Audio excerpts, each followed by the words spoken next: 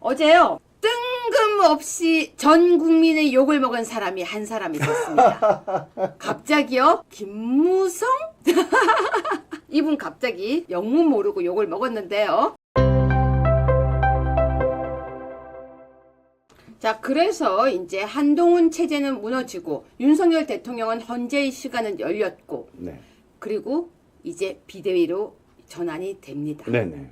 이거 어떻게 이제 진행되는지 비대위 저거 어떻게 이제 됩니까? 자, 누가 그러면 정할 수 있고. 예, 비대위가 일단 비대위가 왜 중요한지를 먼저 좀 설명을 드리면 지금 현재 이번 탄핵 국면, 탄핵과 내란 수사 국면에서 세 개의 전선이 있다라고 우리 고성국 박사님이 말씀하셨습니다. 첫 번째는 헌법재판소에서의 전선이고요.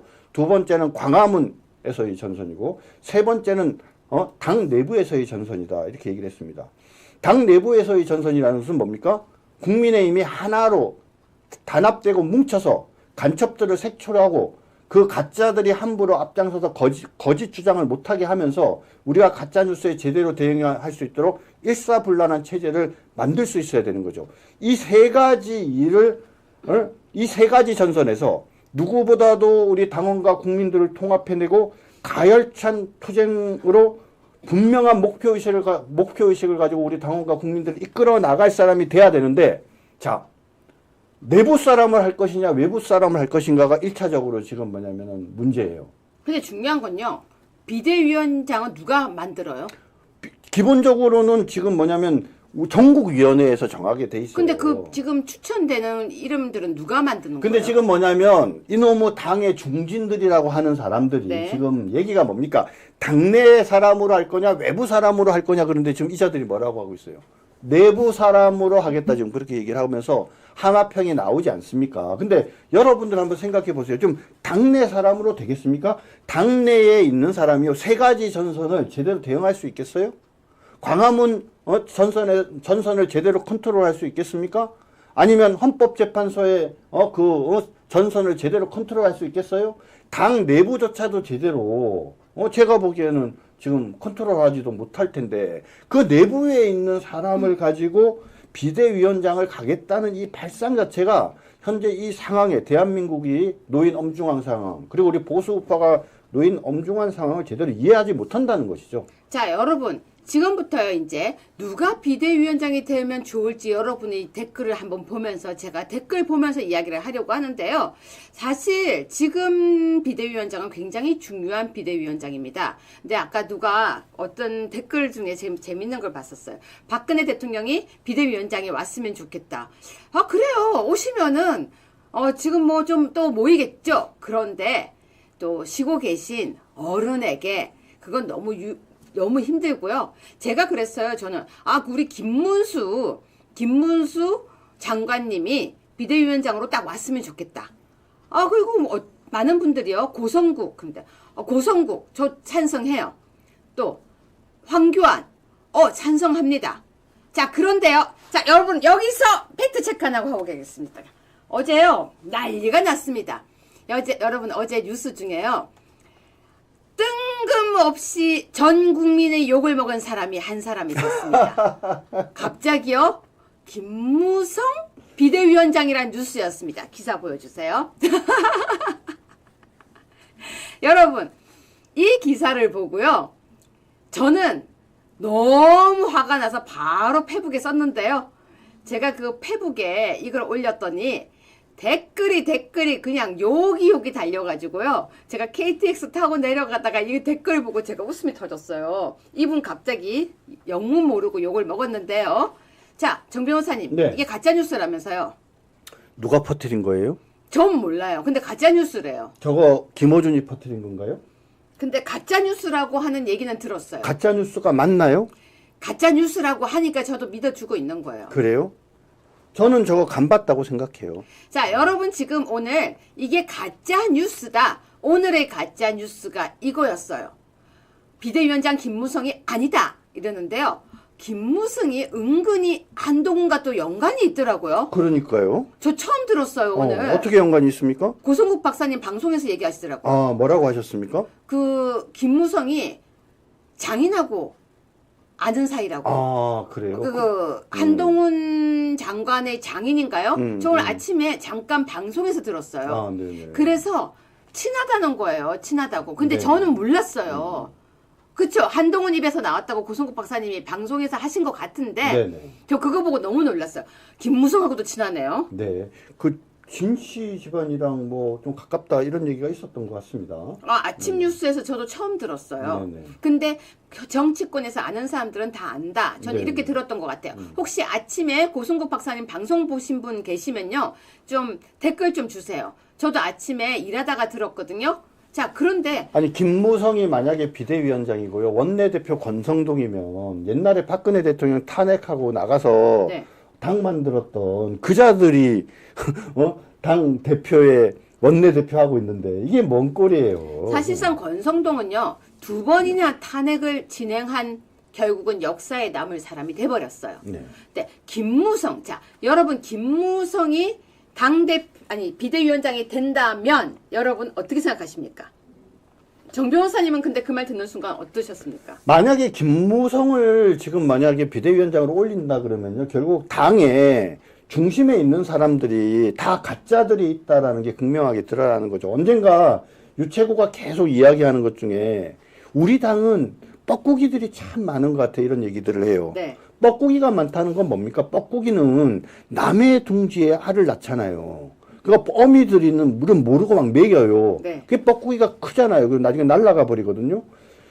그런데 우리가 지금 우리 당원들이 다 우리 편이라고 지금 생각하고 있는 사람들 중에 용서해 주는 사람들 중에 적지 않은 사람들이 곰곰이 생각해 보면 뭡니까? 다 뻐꾸기 1, 뻐꾸기 2, 뻐꾸기 3가 많잖아요.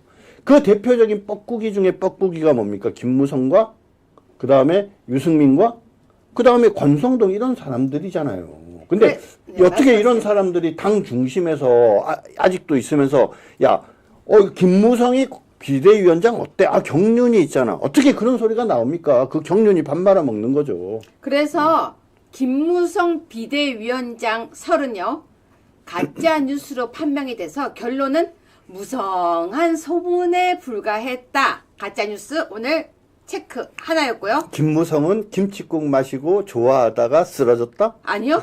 괜히 무성한 소문 때문에 김무성은 어제 욕을 많이 들어서 오래오래 살겠더라. 예. 만수무강하겠네요. 네. 네. 그리고 두 번째 가짜뉴스 하나가 팩트체크를 해야 되겠습니다. 또 뭔가요? 여러분 제가 진종호가 탄핵 반대표 던졌다라는 뉴스를 봤어요. 네. 그래서 제가 웬일이야 진종호가 탄핵 반대표를 던지고 라고 얘기를 했거든요. 네. 근데 아니래요. 네. 찬성표 던졌다는 거잖아요, 자기. 그러니까 여러분 그럼 진종호가 탄핵 찬성표 던졌다는 거죠. 근데 왜 이런 가짜 뉴스가 퍼졌죠? 그러게요. 제가 생각하는 진짜 가짜 뉴스는 네. 그 누굽니까? 그 김모라고 그 비례대표 2번 한 여자 있지 않습니까? 예지. 자기 반대했다, 반대표 던졌다. 이게 진짜 가짜 뉴스 아닐까요?